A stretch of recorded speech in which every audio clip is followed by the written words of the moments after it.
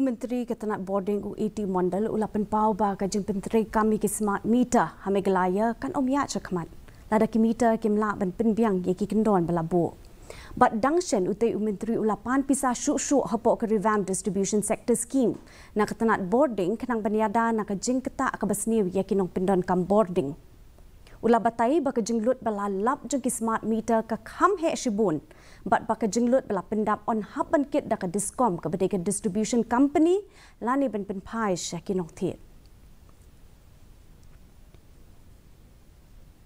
Ask for a smart meter project. RDSS is having a component for smart meter project. Now our discovered rate is quite high, and either this will be passed to this additional cost will be passed to consumer or to discom. So it will depend after the entire program is implemented. So the difference is a little bit high. Of course, as compared to other northeastern states, we are well placed. It's not that much.